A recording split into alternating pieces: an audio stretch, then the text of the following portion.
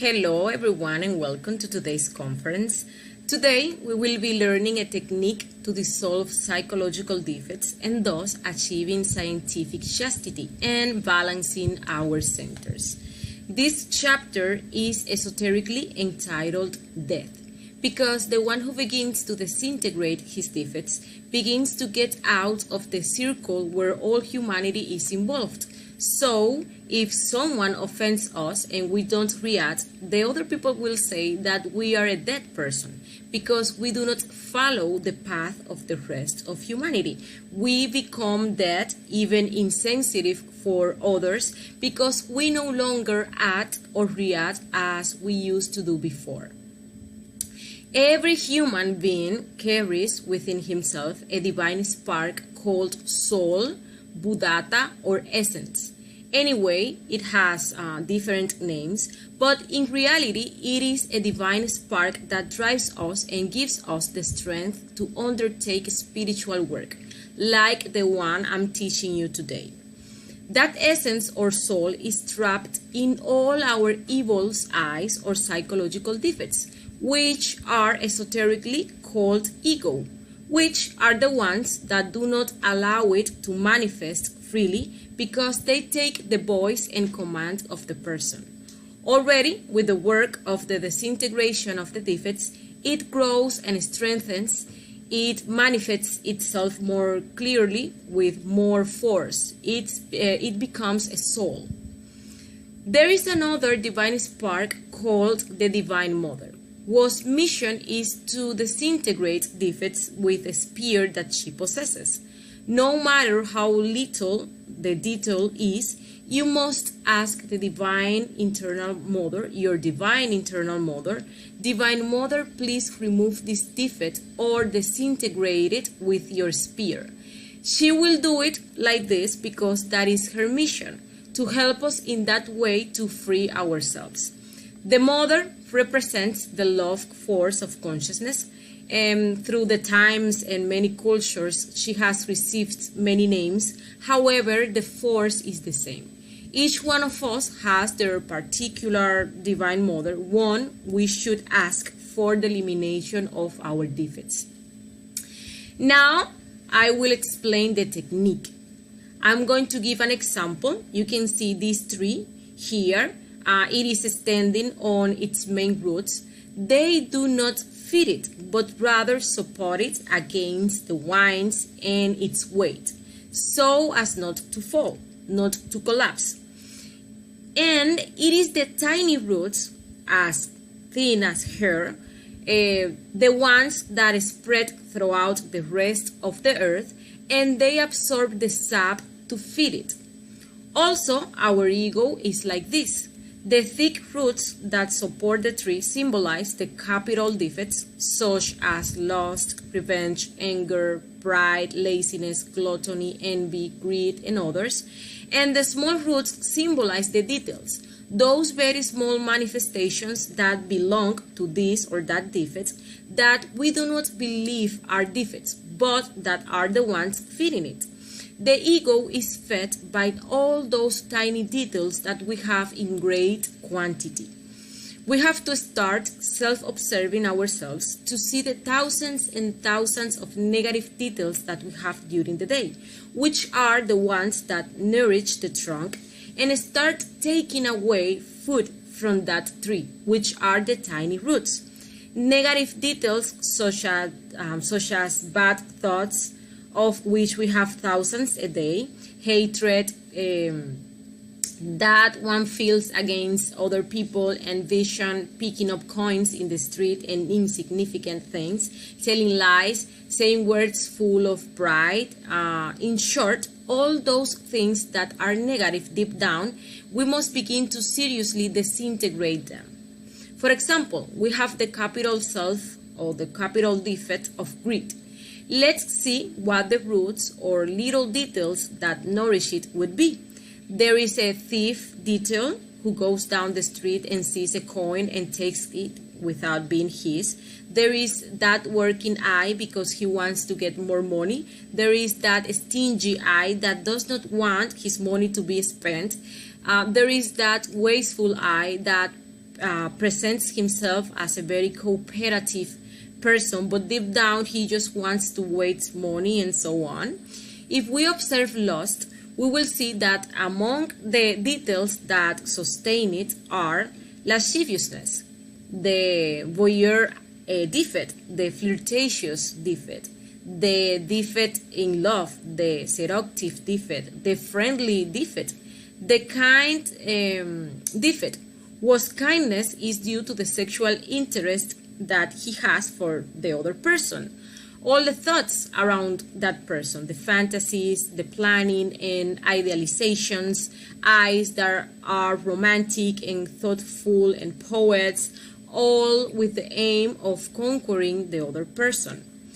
If we talk about laziness, we will see how from the moment we wake up, we begin to feed it.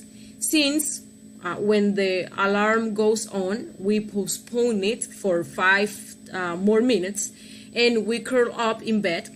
When we finally get up, we take the phone to the bathroom to continue feeding leisure. During the day, we complain about the things we have to do, or we give our responsibilities to others, or we simply don't do them. We must keep ourselves in constant self-observation from moment to moment to be able to observe these details that want to manifest themselves at every moment throughout our day. In the start, we will not be able to see many details because the sense of self-observation is atrophied, but as we continue using it, it will develop and we will be able to see more and more details. We must know that consciousness manifests itself in the present moment, in the here and now, and that the defects will always try to take us to the past or to the future. Then we must observe them, eliminate them, and return to the present moment. Everything that takes us out of the present is a psychological defect. It is a detail of some bigger defect. Wherever you go, whether you are working or whatever you are doing, you must pay attention to your mind, heart, and sex. They are the 3 centers through which every defect is manifested, and when a defect is manifesting itself, be it through any of these 3 centers, immediately comes the request to the Divine Mother so that she proceeds to disintegrate it. This is how the tree of our ego does not grow anymore, but rather becomes malnourished and dries up. Let's give another example of our daily life.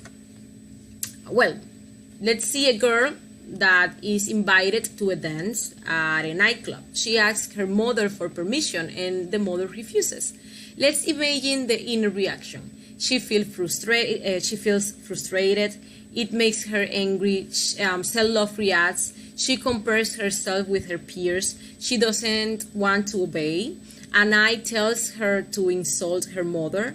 Another eye wants to argue. Another one wants to cry. Another one screams and answers with anger. Another eye wants to hit her mother. Another wants to fight, to argue. Another wants to push her mother. Another eye is afraid of what the boyfriend can do. Another one worries about what friends will say. Another imagines how much fun they will have without her. Another worries about what they will think. Another eye wants to drink. I shouldn't have said anything to this old lady, says another. It makes her even more angry. Another eye wants to dance. Another eye feels bored. Another wants to smoke. Another defect feels locked up. Another one wants to commit suicide. Another one says, what a boring life. Why was I born in this family? Okay. Another one feels resentment with the mother. Another one would like to caress with the boyfriend. The eye of lust protests. The eye of lust suffers. The eye of hate feels a lot of resentment with the mother. One defect says, I hope this old woman dies quickly. Another, someday I will take revenge. And another says, I don't forgive her. Maybe my dad will let me. Another one proposes, I better fly the monkeys out of this house. And another says, I'm afraid to do it. Well, some time passes and the young woman continues to remember all the suffering that her mother caused her. She still wants revenge. She's never tired of telling people how bad her mother is, etc., etc. Look how many details only in this situation. Another example could be, well, I get up and go to look for my flip-flops. I can't find them in their place. And a defect beyond self-love reacts automatically. Another from pride, another from laziness, and so on. Each one tells me a different thing. In the intellect, the I manifests itself in a form through negative thoughts. In the emotional center, it makes me feel bad, even hate and fed up. In the motor center, they want me to scream and insult the person who moved them from their place. Or if I go in a car and someone recklessly crosses in front of me, many details of pride and anger come out. I feel anger, frustration, fear, indignation, and I tells me to insult him, to follow him, that I should also block him the way, that whoever thought him who taught him to drive, that hopefully someone do the same to him, or hopefully he crashes out there. We get home and we are still thinking about it, and we tell our couple or family about it, of course, with a few extra things. Another example could be that we are working or cooking, and all those defects begin to distract us, take us out of that moment and that place. We begin to remember that what we did yesterday, what we will do tomorrow, to fantasize about the vacation we want to have, etc., etc. All these are details that must be eliminated. This is known as death on march, ongoing death.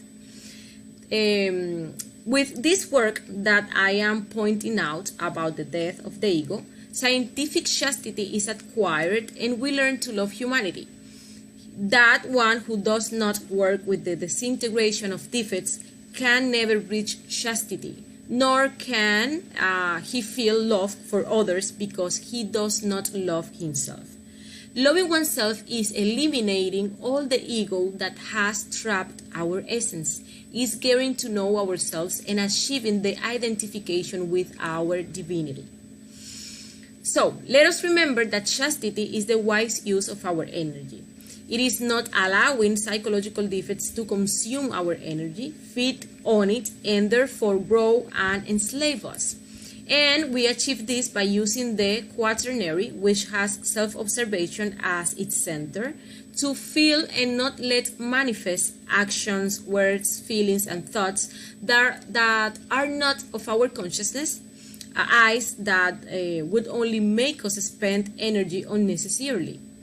We need to be at every moment self-observing and asking ourselves if this, what I'm thinking, comes from my consciousness, or if it is an ego that wants to manifest. If it comes from the ego, we ask our Divine Mother for its elimination. The same will do with the emotions, the desires of the actions or our words. If we do this, we will balance our centers, and in this way we will be able to awaken the sacred fire or the Kundalini and become initiates of the White Lodge, and we will begin to regenerate and create our internal bodies. And well, this has been today's conference. Thanks for joining us. We invite you to the next conference entitled The Universal Christ and the Individual Christ, where we will learn what is the Christic force that various masters have incarnated, and that we can also incarnate and become gods through the work with the 3 factors for the revolution of consciousness. Thank you very much. Until next time. Bye.